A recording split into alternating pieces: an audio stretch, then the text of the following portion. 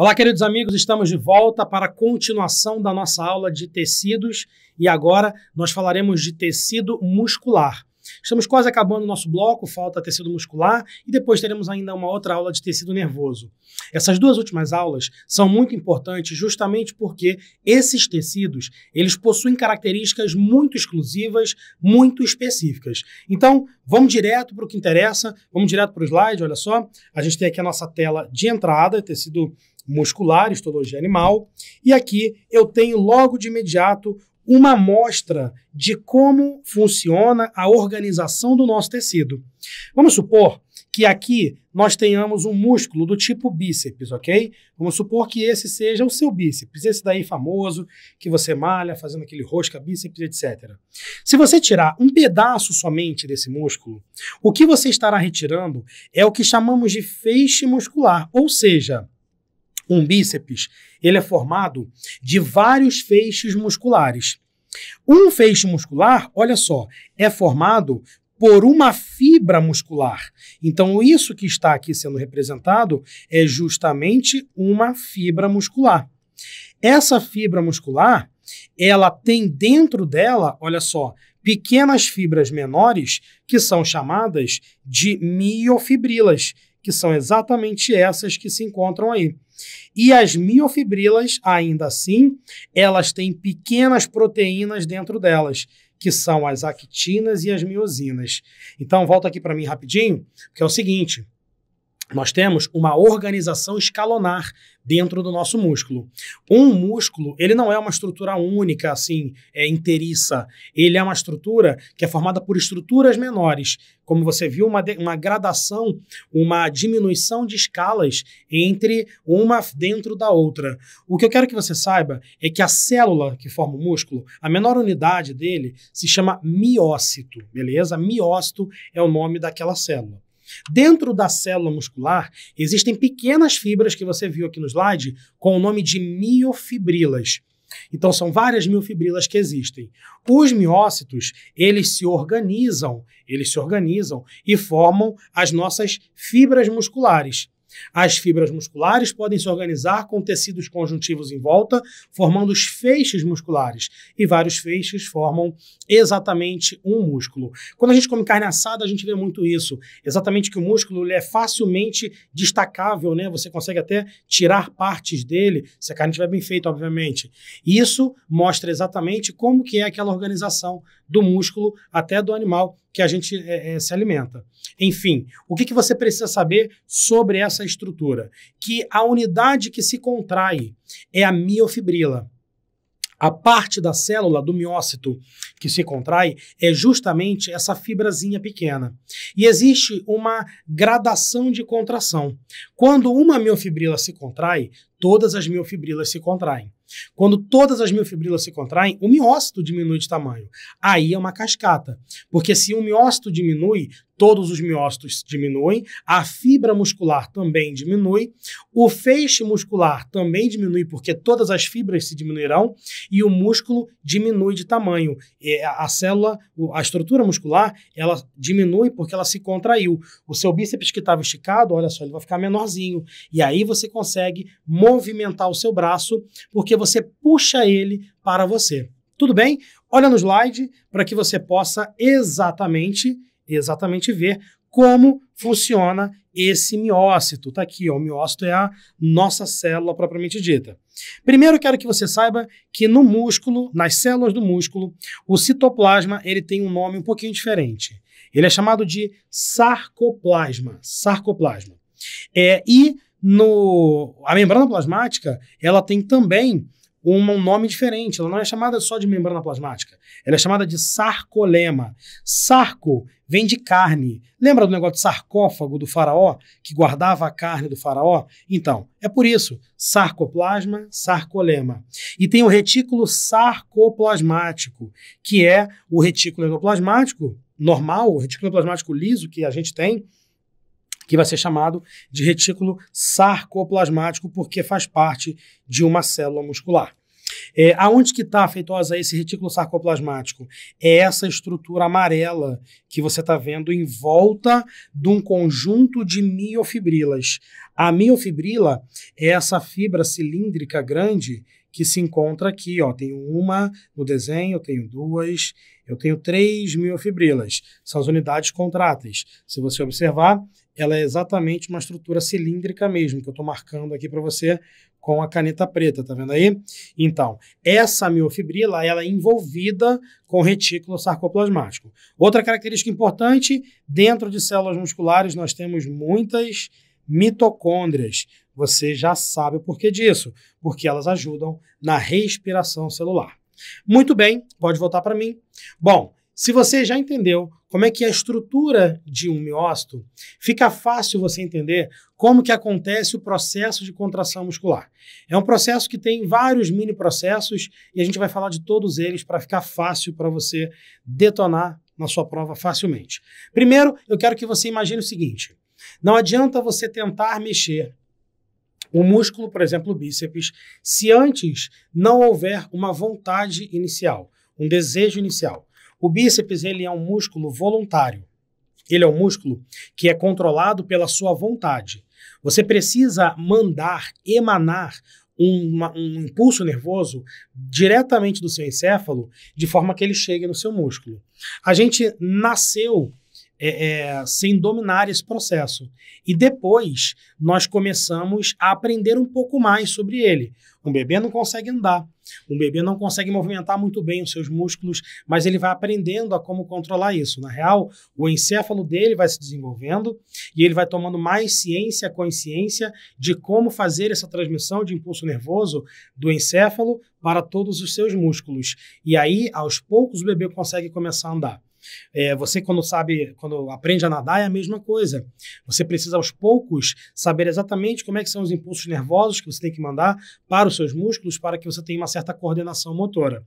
Quando isso acontece, o impulso nervoso sai da cabeça, viaja pela medula e chega até o seu músculo. Esse impulso nervoso, a gente vai ver na próxima aula de tecido nervoso, ele é emanado, mandado através de uma DDP, de uma diferença de potencial. É um choque elétrico que a gente produz. Esse choque elétrico, quando ele chega no músculo, ele estimula aquele tecido muscular a movimentar-se. Ele estimula aquele tecido muscular a, de fato, se contrair. Só que tem, como eu falei, vários mini processos necessários para que esse procedimento aconteça. Primeiro, vamos ver um slide aqui que eu preparei com um en passant disso tudo. Vamos lá? Olha aqui. Esse que está aqui em cima é o neurônio motor. Esse aqui é o neurônio motor. É um neurônio que vem direto do seu sistema nervoso central e ele tem várias terminações de axônio, que são essas regiõezinhas que eu estou mostrando, evidenciando aqui. Eu puxei um zoom dessa parte e aqui a gente consegue ver melhor esse neurônio motor. Olha aqui o neurônio motor, show de bola, tá vendo aqui? Sendo demonstrado, e o axônio também. Observe que ele está em contato com a célula muscular. O miócito é exatamente essa estrutura inteira que você está vendo aqui. Tudo isso que está aí dentro são miofibrilas, é o sarcoplasma, tudo que está ali dentro do miócito. Aqui está dizendo assim, olha, que acontece a chegada de um potencial de ação. E ainda tem no box escrito que um potencial de ação chega ao terminal do neurônio motor, beleza? E as vesículas de Ach são liberadas. Eu vou fazer um desenho aqui do lado para você entender o que está escrito aí nesse slide. Eu vou pegar aqui, ó, com as mesmas cores, representar o neurônio motor, ok? Tá aqui, ó, neurônio motor sendo representado, beleza? Dentro do neurônio motor, eu vou botar umas vesículas, que são as vesículas de Ach, como ele falou aí, e dentro das vesículas de Ach, eu vou colocar umas substâncias que são exatamente neurotransmissores e estimuladores de músculo. Esses neurotransmissores que ali dentro estão, eles têm um nome específico, você vai ter que saber, eles são chamados de acetilcolina, tudo junto assim, acetilcolina. Esse neurotransmissor, Quando o impulso nervoso chega até essa região, a gente tem o choque chegando até aquela região, ele estimula que essas vesículas elas se fundam com a membrana plasmática daquele neurônio. Quando elas se fundem com a membrana plasmática daquele neurônio, os neurotransmissores que aqui dentro estão, eles são liberados para esse espaço que agora eu estou desenhando. Esse espaço é um espaço vazio, tá? Literalmente, entre a membrana de um tecido muscular, a membrana de um miócito, que seria essa daqui, e o próprio neurônio. O nome dessa região é chamada de placa motora. Eu vou botar aqui pequenininho aqui do lado. Placa motora. É uma região de sinapse entre o neurônio motor e uma célula muscular. Placa motora é o nome dessa região que a gente está analisando ali naquele momento. Tudo bem? Bom, na membrana daquele músculo existem neurotransmissores que são específicos para a acetilcolina. Esses neurotransmissores, eles estão disponíveis para que a acetilcolina se ligue. Olha aqui, ó. A acetilcolina vai se ligar nesses neurotransmissores. Quando essa acetilcolina se ligar nesse neurotransmissor, o impulso nervoso será deflagrado também na membrana daquele músculo e fará com que ocorra a estimulação de pequenos túbulos chamados de túbulos T. Túbulos T que são, na real, estruturas que adentram a membrana daquele tecido muscular, daquele miócito. E aí, esses túbulos T propagarão o impulso nervoso que passará para o interior daquela célula. O retículo endoplasmático liso, chamado de retículo sarcoplasmático, ele está dentro daquele músculo, dentro daquela célula muscular, ok? Aqui eu estou fazendo uma parte dele. Seria no meu desenho, gente, essa parte amarela que está aqui, tá? No meu desenho não, no slide, essa parte amarela que está aqui. É o retículo sarcoplasmático. Tem até aqui uma amostra, uma seta mostrando onde é que ele se encontra. Deixa eu fazer só um 3Dzinho nele aqui para ficar bacana, olha só. O retículo sarcoplasmático, tudo bem? Então, esse retículo sarcoplasmático ele vai ser estimulado por conta desse impulso que até ali chegou. Queridos, dentro do retículo sarcoplasmático existe uma grande quantidade de cálcio.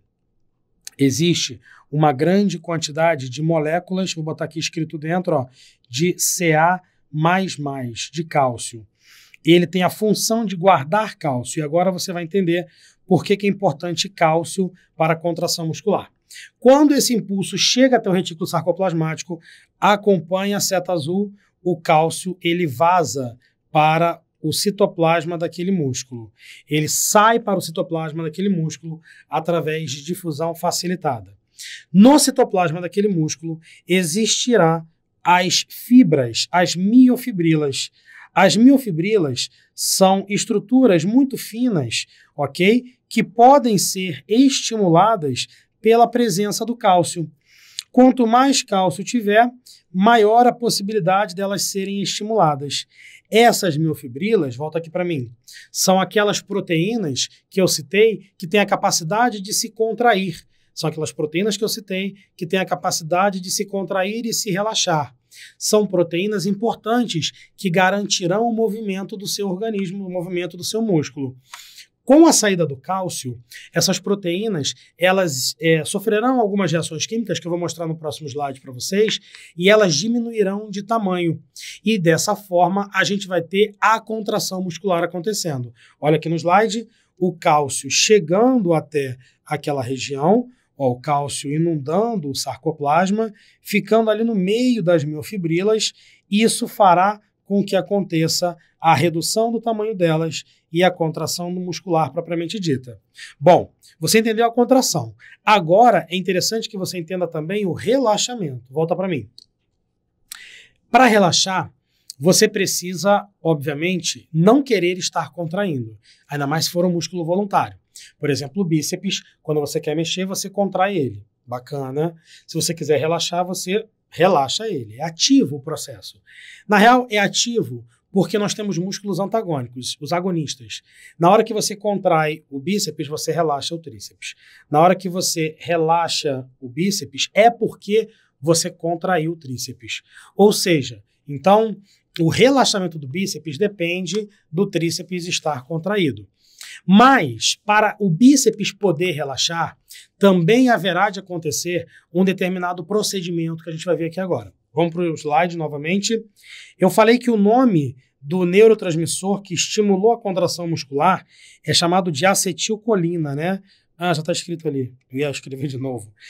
Para que você consiga fazer o relaxamento muscular, você vai precisar que a acetilcolina seja destruída pelo seu ou pela sua enzima.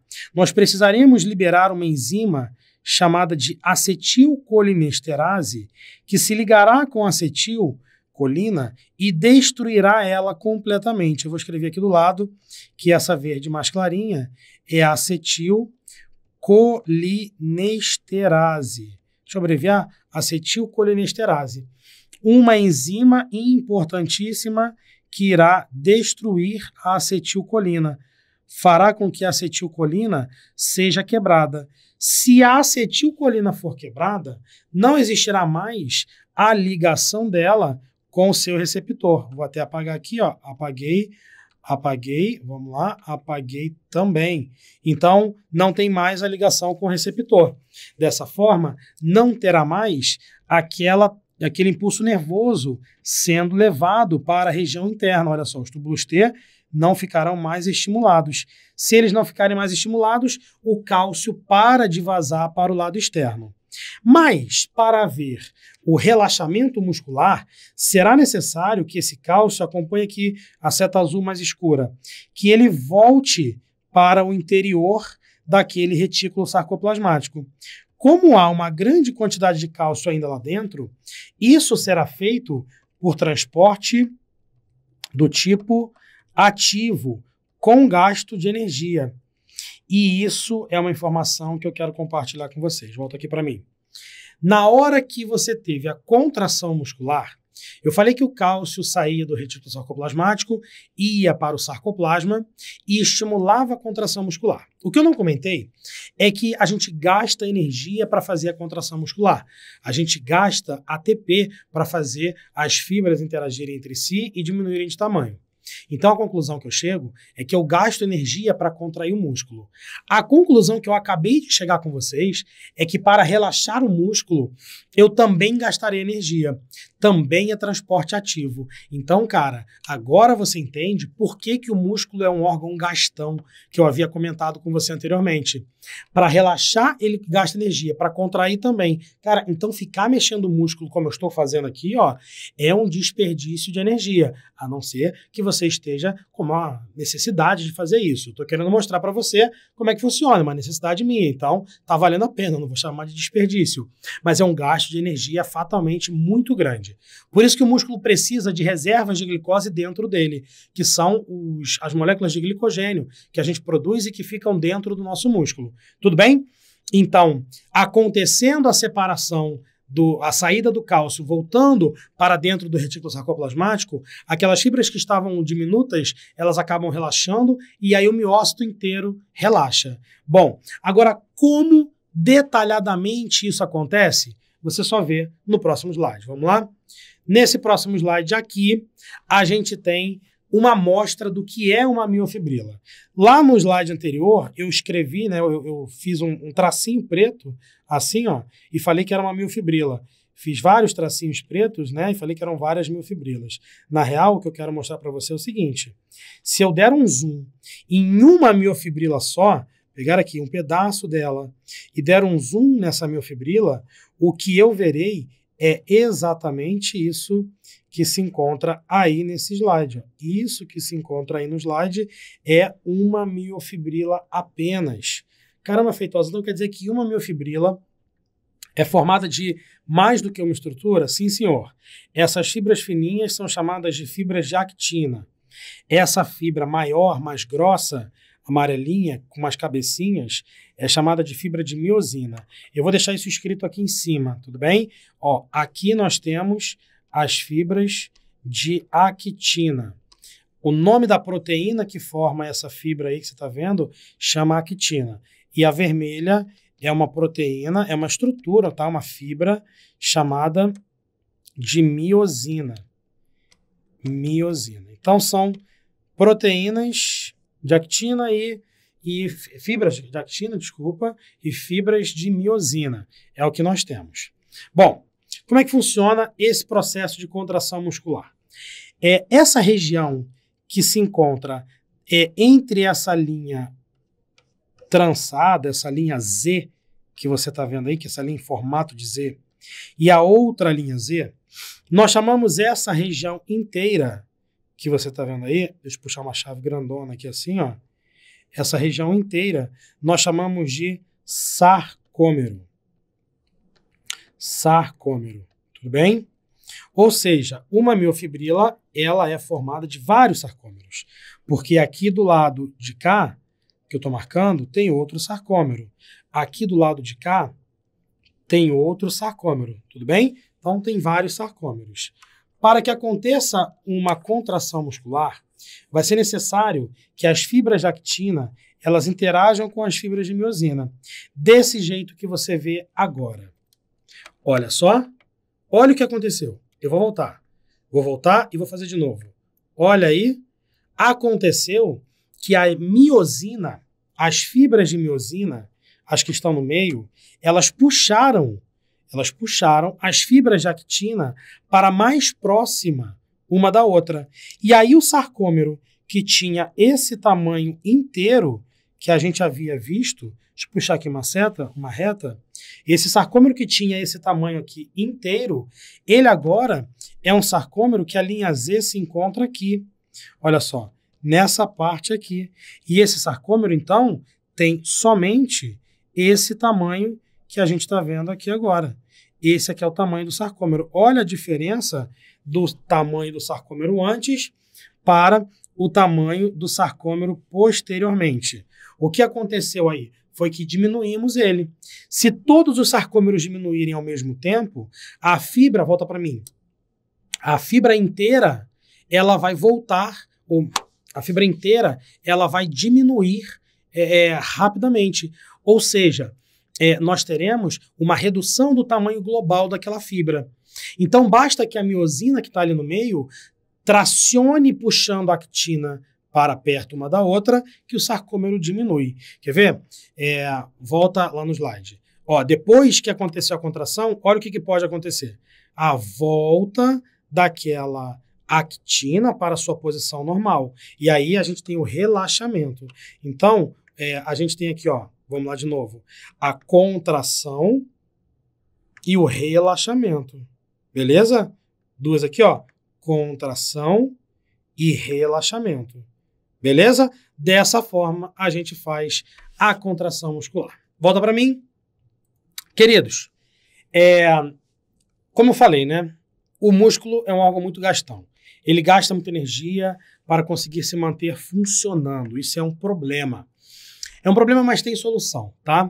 Nós temos alguns mecanismos que ajudam a gente a construir ATP. Se gasta muito ATP, você tem que ter mecanismos de regeneração desse ATP constantemente disponíveis no seu corpo. Eu vou falar de 1, 2, 3, 4, 5 mecanismos que a gente precisa saber. Beleza? Vamos lá no slide? Olha só. Primeiro, a forma na qual a energia é disponibilizada diretamente é o ATP, propriamente dito. Quando ele vai acabando, a primeira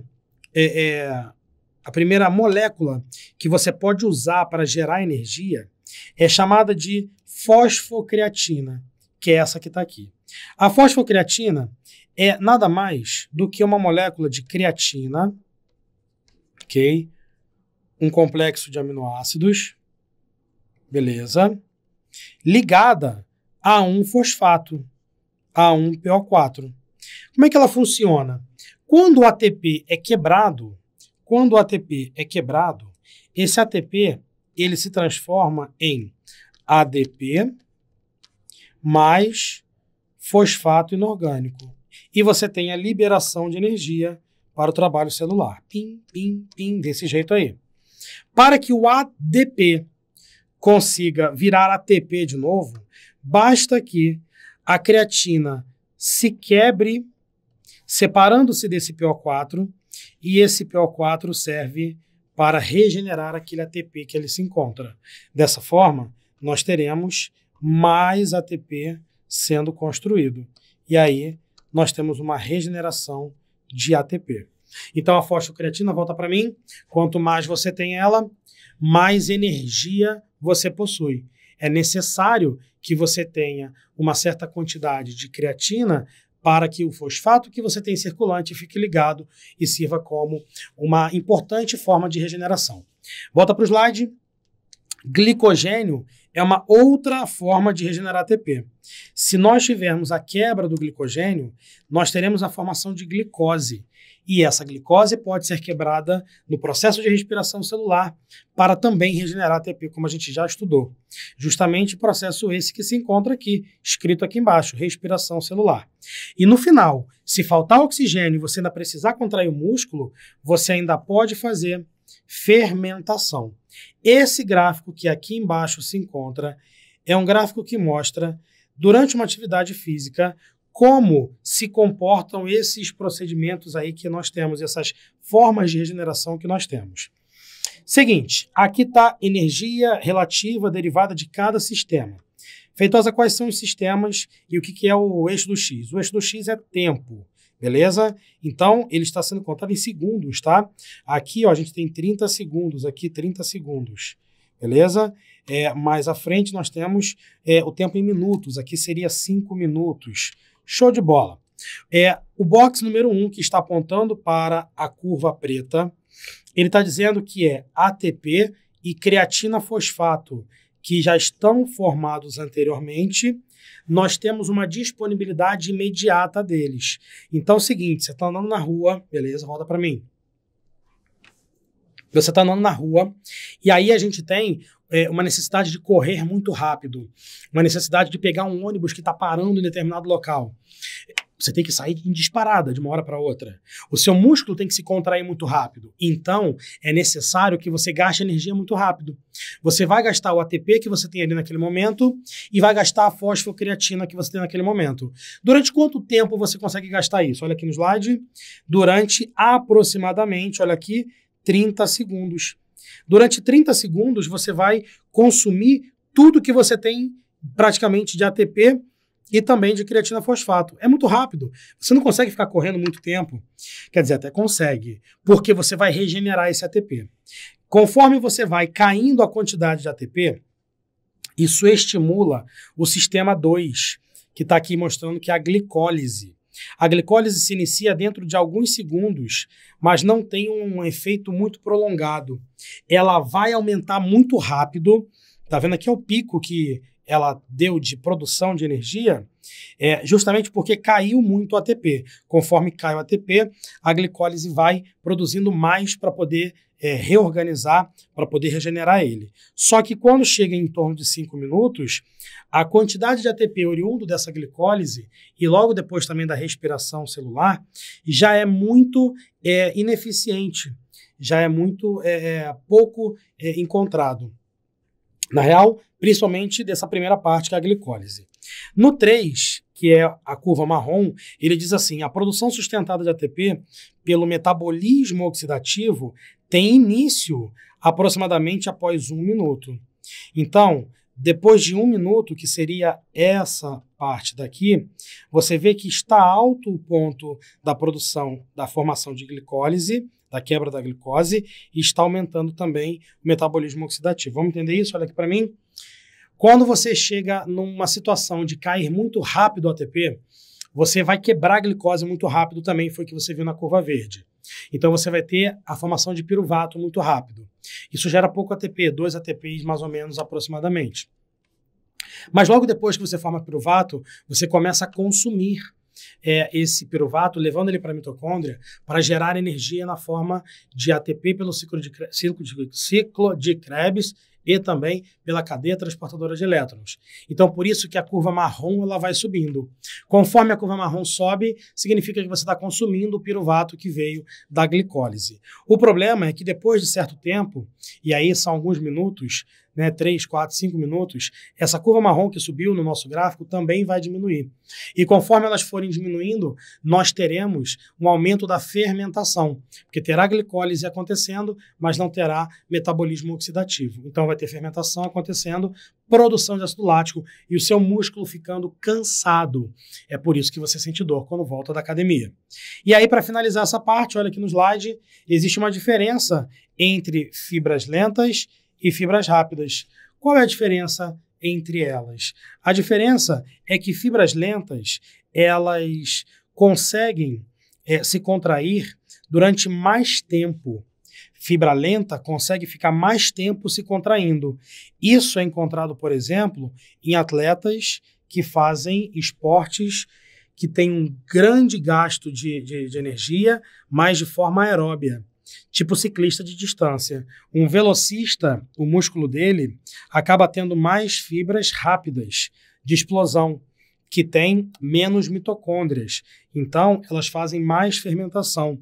Tem uma alta explosão, alto poder de contratilidade, mas tem menor possibilidade de manutenção daquela contração. Beleza? Então, aqui mostra como é que é um nadador, como é que é um atleta não treinado, como é que é um velocista e um corredor de longa distância. Foca na comparação dos corredores de longa distância para os velocistas.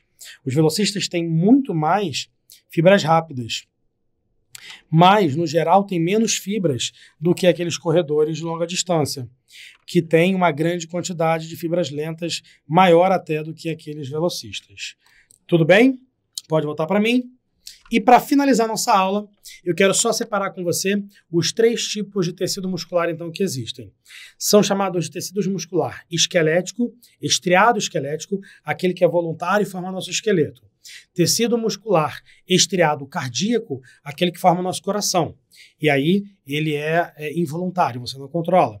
E tecido muscular liso, aquele que forma os nossos órgãos internos, que você também não controla e também é involuntário. Só para finalizar, olha aqui no slide, tem uma amostra exatamente de como é que são esses tecidos, tá vendo aí, ó? O primeiro é o esquelético, estriado esquelético. Ele é estriado porque a gente consegue ver as fibras, exatamente os sarcômeros. O tecido muscular estriado cardíaco também tem fibras e também tem esses sarcômeros. E o liso, que também tem fibras, obviamente, mas não tem essa organização que a gente encontra e por conta disso ele é menos estriado, na verdade não apresenta estrias. Então, ele é um músculo que é chamado de liso, ok? Esses dois aqui de baixo sendo involuntários. Tudo bem? Pode voltar para mim. E aí é o seguinte, galera. Tudo que você precisava saber sobre músculo foi nessa aula. A partir de agora, a gente vai para a nossa última aula de tecido de histologia animal e daqui a pouquinho a gente volta. Então, fique com a gente, beleza? Um abraço e até a próxima.